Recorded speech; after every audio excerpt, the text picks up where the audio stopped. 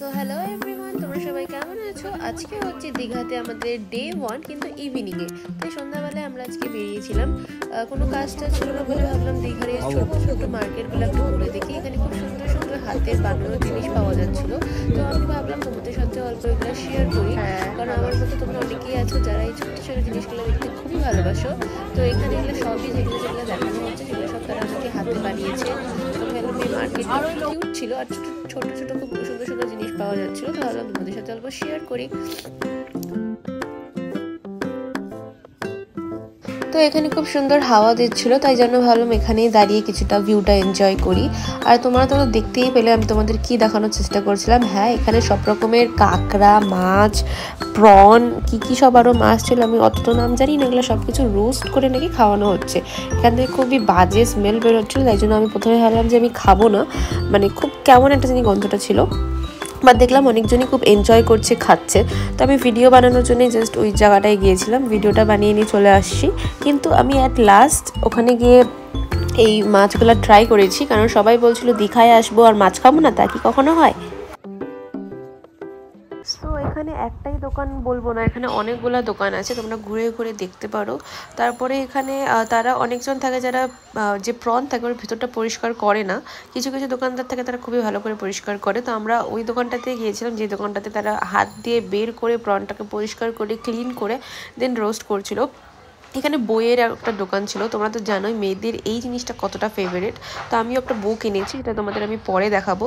আর এত সুন্দর view enjoy করতে করতে আইসক্রিম খাচ্ছিলাম, তো ভাবলাম এটাও তোমাদের সাথে অল্প শেয়ার করি। আর রাত্রেবেলায় সমুদ্রে এত সুন্দর আওয়াজ, এত সুন্দর হাওয়া, কি বলবো, বাড়িতে যেতে মানে হোটেলে যেতে ইচ্ছেই করছিল না। তো এখানেই বসে অনেকটা টাইম স্পেন্ড করলাম আমরা।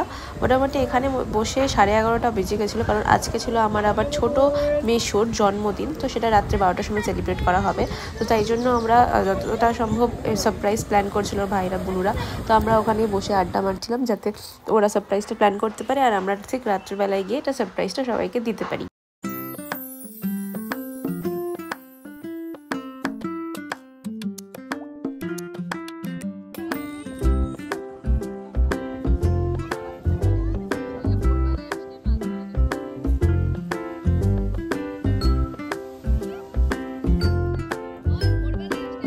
আজকে ছিল শনিবার, তার মধ্যে ছিল অমাবস্যা, তাই নাকি এখানে জোয়ার হচ্ছিল, জোয়ার ভাটা হচ্ছিল। তো সবাই ওটা দেখে খুব আনন্দ পাচ্ছিল। একবার জলগুলো এদিকে চলে আসে, একবার জলগুলো ওদিকে চলে আসে, বিশাল বড় বড় ঢেউ আসছিল।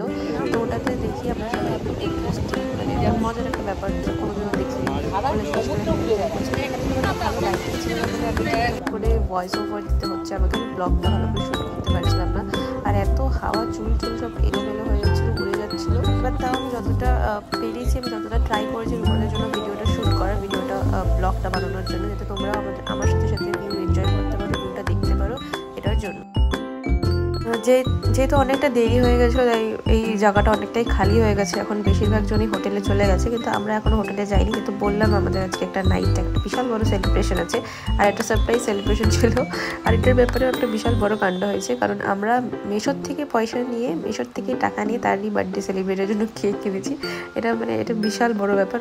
মেশো জানতো সব কিছু, বাট এটা এক্সপেক্ট করেনি যে কেক আনতে যাচ্ছি। জানতো যে কোনো কিছু কেনাকাটা বা কোনো কিছু খাওয়া দাওয়ার জন্য জিনিস আনতে যাচ্ছি বলে এই জিনিসগুলো আনা হয়েছে।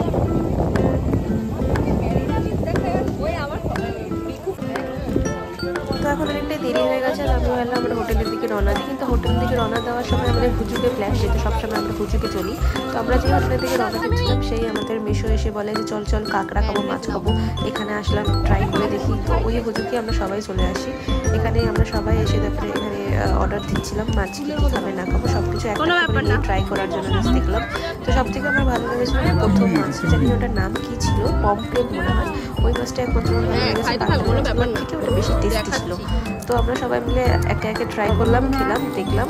আর লাইফে ফার্স্ট টাইম আমি এক্সপিরিয়েন্স করলাম কাঁকড়া খাওয়ার। আমি কোনোদিনও কাঁকড়া খাইনি, এখানে এসে ফার্স্ট কাঁকড়াটা ট্রাই করেছিলাম। ভালোই ছিল, খারাপ ছিল, ভালোই ছিল খেতে। অ্যান্ড দেন এসে আমাদের ফাইনালি বার্থডে সেলিব্রেশন স্টার্টেড, মানে বার্থডে সেলিব্রেশন করা শুরু হয়ে গেছে।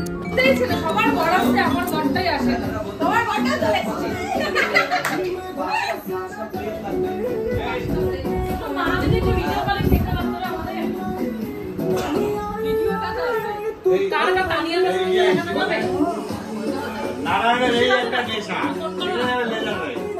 ছোটবেলা থেকে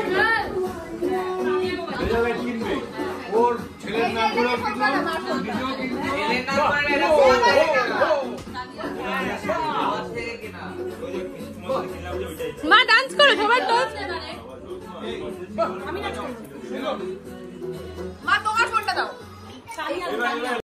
সো এখানে এসে আমাদের পার্টি মোড অন। এখানে বার্থডে কেক কাটা হয়ে গেছে, এখানে আমরা কেক খাচ্ছি। তোমরা এখানে আমরা কেক খাই, তোমরা চ্যানেলটাকে ফলো করো আর সাবস্ক্রাইব করো যারা যারা নতুন দেখছো। আমি কিন্তু অনেক কষ্ট করে তোমাদের জন্য ভিডিও করেছি, তো একটা সাবস্ক্রাইব কিন্তু করতেই হবে। আর দেন দেখা হচ্ছে নেক্সট পার্টে আবার। আর আমাদের রাত্রের ডিনার চলে এসেছে। এখানে আমরা নিয়েছিলাম বিরিয়ানি, ওরা নিয়েছিল রুটি আর চিকেন কষা, আর নিরামিষ কিছু একটা আইটেম ছিল, ওগুলো আমি অত দেখাতে পারছিলাম না। তো যারা যারা নতুন আছে একটা সাবস্ক্রাইব করো, আর আমি এখানে ডিনার করি। টাটা।